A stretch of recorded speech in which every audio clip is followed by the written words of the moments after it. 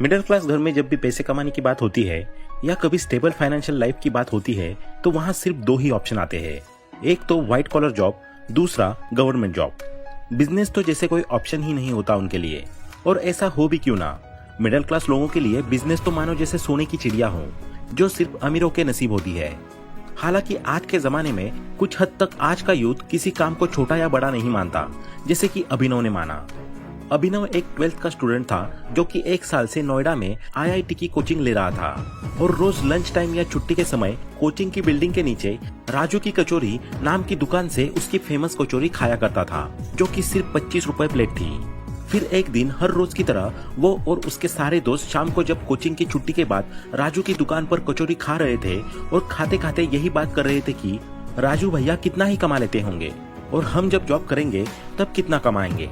तभी अभिनव के बड़े भैया सूरज, जो वही पास में ही काफी अच्छी MNC में सॉफ्टवेयर डेवलपर थे, वो अभिनव को लेने आ जाते हैं। तो यही सवाल अपने भैया से पूछता है कि भैया हम आपकी जैसी जॉब से कितना कमा लेंगे। तो सूरज कहता है 80,000 महीने के। तभी राजू भी उनकी कचौरी का ऑर्डर लेके आ जाता है। चूंकि अभिनव बहुत इच्छुक था तो वो ये सवाल राजू से भी करता है कि आप महीने में कितना कमा लेते हो। तो राजू जवाब में कहता है 1.25 लाख से 1.5 लाख तक। ये सुन के सूरज, अभिनव और उसके सारे दोस्तों को यकीन नहीं होता कि राजू अपनी एक छोटी सी दुकान से इतना कमा लेता है। तो सूरज से रहा नहीं जाता और राजू से पूछता है तुम इतना कैसे कमा लेते हो। राजू फिर समझाता है कि यह सिर्फ एक कचौरी की दुकान है जिसमें सिर्फ कचौरी मिलती है और उसके आसपास के सभी कंपनी और इंस्टीट्यूट के लोग लगभग 200 से 250 लोग रोज उसके यहाँ आते हैं। तो 25 रुपए की एक प्लेट और रॉ मटेरियल की कॉस्ट हटाकर महीने के 30 दिन और हर दिन 8 घंटे काम करने से उसके हाथ 1.25 लाख से 1.5 लाख महीने का आ ही जाता है। और खुद की दुकान होने से वो खुद की मर्जी से काम करता है, न कि किसी बॉस की सुनकर काम करना पड़ता है। अब राजू की ये बात सुनकर अभिनव और सूरज को भी थोड़ा लगने लगा कि खुद का बिजनेस करने में फायदा ज्यादा है और घर जाकर अभिनव के दिमाग में कुछ बिजनेस के आइडियाज आने लगे। पर वो एक जगह आकर अटक गया कि फाइनेंशियल प्लानिंग कैसी होगी और किस तरह का बिजनेस खोलना सही रहेगा। उसने ये सवाल सूरज से भी पूछा, लेकिन उसके पास भी इसका जवाब नहीं था। तो अभिनव और सूरज की तरह आप लोग भी अगर ऐसे 4 सिंपल बिजनेस के बारे में जानना चाहते हैं तो वीडियो में एंड तक बने रहिए, क्योंकि आज मैं इस वीडियो में कुछ ऐसे यूनिक और easy to start business ideas बताने वाला हूं जो आप बहुत कम पैसों में शुरू करके अपने लिए महीने का 50,000 से 1 लाख तक आराम से कमा सकते हो। तो चलिए शुरू करते हैं। इसी लिस्ट में सबसे पहला स्मॉल बिजनेस आइडिया है ड्रॉप शिपिंग। दोस्तों सोचिए, आप अपने छोटे से नोएडा के अपार्टमेंट में बैठे हैं, हाथ में चाय का कप है और मोबाइल पर इंस्टाग्राम स्क्रॉल कर रहे हैं। बाहर गगनचुंबी इमारतें और चारों तरफ स्टार्टअप्स का माहौल देखकर मन में एक ख्याल आता है, क्यों ना मैं भी कुछ शुरू करूं। तभी आपकी नजर एक ट्रेंडी स्मार्ट वॉच के एडवर्टाइजमेंट पर पड़ती है, लेकिन इस बार खरीदने की बजाय दिमाग में बिजनेस का आइडिया आता है और यहीं से आपकी ड्रॉप शिपिंग की कहानी शुरू होती है। ड्रॉप शिपिंग यानी बिजनेस करने का सबसे स्मार्ट तरीका, जिसमें न तो आपको स्टॉक रखना पड़ता है और न ही पैकिंग या डिलीवरी की झंझट। बस एक लैपटॉप, इंटरनेट और बिजनेस करने का एक जज्बा चाहिए। आप मीशो, अलीबाबा या इंडिया मार्ट जैसे प्लेटफॉर्म्स पर सप्लायर्स की तलाश करते हैं, कुछ सैंपल्स मंगवाकर प्रोडक्ट की क्वालिटी चेक करते हैं। जब आपको सही प्रोडक्ट मिल जाता है तब आप उसे अपने ऑनलाइन स्टोर पर लिस्ट कर देते हैं। अब सवाल आता है, आखिर अपना स्टोर कैसे बनाएं?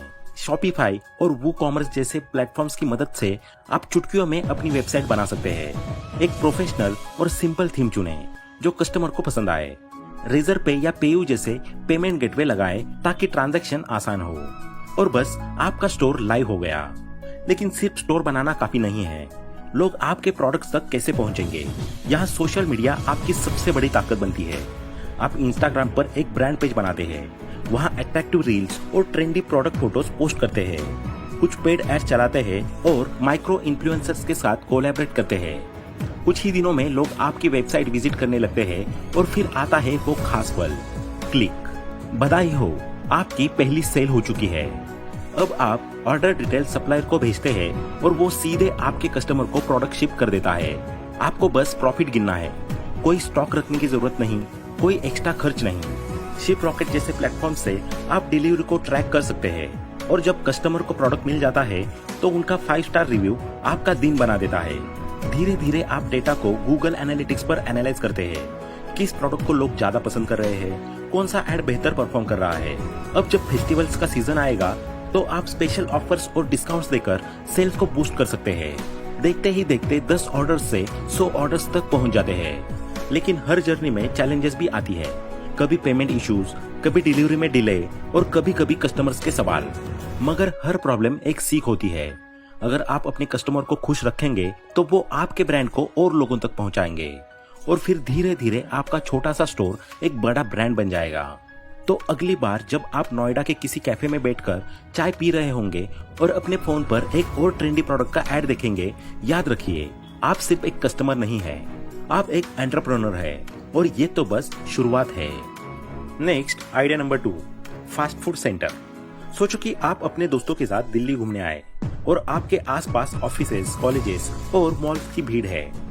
तभी आपकी नजर एक छोटे से फूड ट्रक पर पड़ती है जहां लोग गर्म गर्म मोमोज और चटपटी चाट का मजा ले रहे हैं। तभी आपके मन में एक ख्याल आता है, क्यों ना मैं भी अपना फास्ट फूड सेंटर शुरू करूं। और यहीं से आपकी एंटरप्रेन्योरशिप की यात्रा शुरू होती है। फास्ट फूड सेंटर खोलना स्वाद और सेवा का अनोखा मेल है। सबसे पहले आपको तय करना होगा कि आप किस तरह का भोजन परोसना चाहते हैं। स्ट्रीट फूड जैसे चाट, मोमोज या बिरयानी, या फिर कुछ मॉडर्न जैसे बर्गर्स, पिज्जाज और रैप्स। हर तरह का फूड अपने कस्टमर्स को आकर्षित कर सकता है। अब सबसे जरूरी स्टेप है लोकेशन चुनना। दिल्ली में कॉलेजेस, ऑफिस कॉम्प्लेक्सेस और रेसिडेंशियल सोसाइटीज के आसपास जगह लेना एक बेहतरीन आइडिया हो सकता है। एक स्मॉल फूड ट्रक या कॉम्पैक्ट आउटलेट से शुरुआत करना स्मार्ट मूव रहेगा। फिर आता है मेन्यू प्लानिंग। अपने मेन्यू में कुछ सिग्नेचर डिशेस शामिल करें जो लोगों को आपके फूड सेंटर की याद दिलाए। हाइजीन और क्वालिटी का ध्यान रखें, क्योंकि पॉजिटिव कस्टमर एक्सपीरियंस से ही आपका बिजनेस तेजी से ग्रो करेगा। अपने आउटलेट को यूनिक बनाने के लिए ब्राइट लाइट्स, मॉडर्न फर्नीचर और आई कैचिंग वॉल आर्ट का इस्तेमाल करें, जिससे लोग आपके सेंटर को इंस्टा वर्दी माने। सोशल मीडिया भी आपके बिजनेस की ग्रोथ में अहम भूमिका निभा सकता है। इंस्टाग्राम और फेसबुक पर डिलीशियस फूड पिक्स और कस्टमर रिएक्शन शेयर करें। फूड ब्लॉगर्स और माइक्रो इन्फ्लुएंसर्स को कोलैबोरेट के लिए इनवाइट करें, जिससे आपकी विजिबिलिटी बढ़ेगी। ऑनलाइन डिलीवरी प्लेटफॉर्म्स जैसे जोमेटो, स्विगी के साथ टाइप करना भी फायदेमंद रहेगा, जिससे आपकी रीच कई गुना बढ़ जाएगी। चैलेंजेस हर बिजनेस में आते हैं। कभी स्टाफ मैनेजमेंट में दिक्कत होती है तो कभी रॉ मटेरियल की सप्लाई में प्रॉब्लम हो सकती है। लेकिन कस्टमर फीडबैक और स्मार्ट मैनेजमेंट से आप इन चैलेंजेस को इजीली हैंडल कर सकते हैं। और फिर वो दिन आएगा जब लोग आपके आउटलेट के सामने लंबी लाइन में खड़े होंगे। आप प्राउड फील करेंगे कि ये सब आपकी मेहनत और पैशन का रिजल्ट है। तो गलियों गलियों में अपने स्वाद की खुशबू फैलाइए, लोगों को खुश कीजिए और अपनी फास्ट फूड सेंटर्स की सक्सेस स्टोरी लिखिए। Next idea number 3, coaching centre. दोस्तों, आज की तारीख में इंडिया बहुत कॉम्पिटिटिव हो गया है। आज ऐसा समझा जाता है कि एक फर्स्ट क्लास के बच्चे को भी दुनिया भर का सारा ज्ञान होना चाहिए। तो यूपीएससी, आईआईटी और नीट के स्टूडेंट्स को तो मानो सारा ज्ञान ऑलरेडी मिला होता है। आज की डेट में 5th क्लास के बच्चों की मैथ्स कैलकुलेशंस वो है जो कभी 7th 8th क्लास के बच्चों की बुक में हुआ करती थी। इसी के साथ हर साल 20-25 लाख स्टूडेंट्स यूपीएससी, आईआईटी और जेईई की कोचिंग करते हैं, एग्जाम्स प्रिपरेशन करते हैं। क्योंकि आज की डेट में माँ बाप का मानना है कि हमारे बच्चे को सब कुछ आना चाहिए। और ऐसे में अगर आपके पास पढ़ाने की कला है तो आप अपना खुद का कोचिंग सेंटर शुरू कर सकते हो। कोचिंग सेंटर खोलना मतलब नॉलेज और गाइडेंस को आगे बढ़ाना। सबसे पहले सोचिए कि आप किस टाइप के सब्जेक्ट्स या एग्जाम के लिए कोचिंग देना चाहते हैं। Board exams, IIT, JEE, NEET, UPSC या फिर कोई स्किल डेवलपमेंट कोर्स। हर चीज की अपनी डिमांड है। अब आती है लोकेशन चुनने की बात। किसी कॉलेज हब या रेसिडेंशियल एरिया के पास सेंटर खोलना अच्छा आइडिया है। एक कोजी क्लासरूम, कंफर्टेबल चेयर्स और कुछ कूल लर्निंग टूल्स आपके स्टूडेंट्स के लिए परफेक्ट माहौल बनाएंगे। फैकल्टी और स्टाफ चुनते वक्त ध्यान रखें कि आपके पास एक्सपीरियंस टीचर्स और अच्छे मेंटर्स हो। वो लोग जो न सिर्फ पढ़ाए बल्कि स्टूडेंट्स को इंस्पायर भी करे। फिर सबसे जरूरी चीज आती है मार्केटिंग। इंस्टाग्राम और फेसबुक पर अपने कोचिंग सेंटर्स का पेज बनाइए। कुछ informative content, demo class videos और हैप्पी स्टूडेंट टेस्टिमोनियल्स शेयर कीजिए। स्कूल्स और कॉलेजेस में पार्टनरशिप करना भी बढ़िया स्ट्रेटेजी हो सकती है। अगर ऑनलाइन क्लासेस का भी ऑप्शन रखना चाहते हैं तो गूगल क्लासरूम या जूम जैसे प्लेटफॉर्म्स का यूज कर सकते हैं। इससे फ्लेक्सिबिलिटी भी रहेगी और रीच भी बढ़ेगी। चैलेंजेस, हाँ वो भी आएंगे। कभी टाइम टेबल मैनेज करना मुश्किल होगा, कभी करिकुलम में चेंजेस करने पड़ सकते हैं, लेकिन एक अच्छा फीडबैक सिस्टम और सही प्लानिंग से सब मैनेज किया जा सकता है। फिर एक दिन ऐसा आएगा जब आपके स्टूडेंट्स एग्जाम में टॉप करेंगे, इंटरव्यूज क्रैक करेंगे और आपको प्राउड फील कराएंगे। यही तो असली सेटिस्फेक्शन है। तो अब देर किस बात की, अपना कोचिंग सेंटर शुरू कीजिए, स्टूडेंट्स को गाइड कीजिए और अपनी सक्सेस स्टोरी लिखिए। अब आगे business idea number 4, freelance writing firm. सोचिए आप अपने पसंदीदा कैफे में बैठे हैं, लैपटॉप सामने खुला है और कॉफी की खुशबू हवा में घुली है। अचानक आपको याद आता है कि कितने लोग आजकल कंटेंट राइटिंग की फील्ड में काम कर रहे हैं, blogs, website, social media post और स्क्रिप्ट लिख रहे हैं। और तभी आपके मन में एक ख्याल आता है, क्यों ना मैं भी एक फ्रीलांसिंग राइटिंग फर्म शुरू करूं। और बस यहीं से आपकी एंटरप्रेन्योरियल जर्नी शुरू होती है। राइटिंग फर्म खोलना यानी क्रिएटिविटी और स्ट्रेटेजी का बेहतरीन मेल। सबसे पहले सोचिए कि आप किस तरह की राइटिंग सर्विसेज ऑफर करना चाहते हैं। Copy writing, blog writing, technical writing, script writing या एसईओ कंटेंट। अपने स्किल्स और मार्केट डिमांड को समझते हुए नीश चुनना जरूरी है। नीश सिलेक्ट करने के बाद आपको कॉम्पिटिटर्स का एनालिसिस करना चाहिए। ये जानना जरूरी है कि मार्केट में कौन कौन से प्लेयर्स एक्टिव है और किस तरह से क्लाइंट्स को अट्रैक्ट कर रहे हैं। अब बारी आती है टीम बनाने की। शुरुआत में आप अकेले प्रोजेक्ट्स ले सकते हैं, लेकिन जैसे जैसे बिजनेस बढ़ेगा, फ्रीलांस राइटर्स, एडिटर्स और कंटेंट स्ट्रेटेजीज को कोलैबोरेट करने का समय आ जाएगा। एक स्ट्रॉन्ग टीम आपकी फर्म को और प्रोफेशनल बना देगी।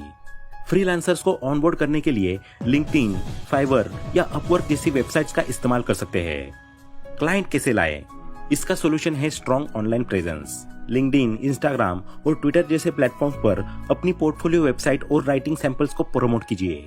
फ्रीलांस मार्केटप्लेस जैसे अपवर्क और फाइवर भी क्लाइंट ढूंढने में मदद कर सकते हैं। इसके अलावा कोल्ड ईमेलिंग और नेटवर्किंग इवेंट्स भी काफी काम आ सकते हैं। प्राइसिंग भी एक बड़ा फैक्टर है। फ्रीलांस राइटिंग में आप पर वर्ड, पर आवर या पर प्रोजेक्ट बेसिस पर चार्ज कर सकते हैं। स्टार्टिंग में कॉम्पिटिटिव प्राइसिंग रखना सही रहेगा, लेकिन जैसे जैसे आपका पोर्टफोलियो स्ट्रांग होगा, आप प्रीमियम क्लाइंट्स के साथ काम कर सकते हैं। कंटेंट राइटिंग फर्म में एक और की फैक्टर है टाइम मैनेजमेंट। ट्रेलो या नोशन जैसे टूल्स की मदद से आप प्रोजेक्ट ट्रैक कर सकते हैं और डेडलाइन पर डिलीवर कर सकते हैं। इफेक्टिव टाइम मैनेजमेंट आपके क्लाइंट्स को सेटिस्फाइड रखेगा और आपकी फर्म की रेपुटेशन बढ़ाएगा। चैलेंजेस तो आएंगे ही। कभी क्लाइंट एक्सपेक्टेशंस मैनेज करना मुश्किल होगा, कभी रिविजन्स की भरमार होगी, लेकिन पेशेंस और क्लियर कम्युनिकेशन से आप इन सिचुएशंस को हैंडल कर सकते हैं। रेगुलर फीडबैक लेना और क्लाइंट्स के साथ ट्रांसपेरेंट कम्युनिकेशन रखना आपकी फर्म की सक्सेस की है। और फिर वो दिन आएगा जब आपके क्लाइंट्स आपको लॉन्ग टर्म कॉन्ट्रैक्ट्स ऑफर करेंगे, आपके लिखे हुए कंटेंट से ब्रांड ग्रो करेंगे और आपकी फर्म मार्केट में एक ट्रस्टेड नेम बन जाएगी। तो क्या आप तैयार हैं अपनी फ्रीलांस राइटिंग फर्म की सक्सेस स्टोरी लिखने के लिए? लैपटॉप उठाइए, कीबोर्ड पर उंगलियां चलाइए और अपने वर्ड्स से दुनिया को इंस्पायर करिए। तो दोस्तों, जैसे राजू ने अपनी एक छोटी सी दुकान से इतने लोगों को अपना खाना खिला के एक अच्छे बिजनेस में तब्दील किया, ठीक वैसे ही आप भी एक अच्छा सा आइडिया सिलेक्ट करके अपने लिए महीने का 50,000 से 1 लाख कमाने वाला स्मॉल बिजनेस आराम से बना सकते हो। तो आपको इन चारों में से कौन सा बिजनेस आइडिया सबसे ज्यादा पसंद आया, कमेंट में जरूर बताइए। और ये भी बताइए कि आपको नेक्स्ट वीडियो किस टॉपिक पर चाहिए। वीडियो पसंद आया हो तो लाइक करें, अपने दोस्तों के साथ शेयर करें और ऐसे ही वैल्यूएबल वीडियोस को देखने के लिए चैनल को सब्सक्राइब करना ना भूलें। Thanks for watching.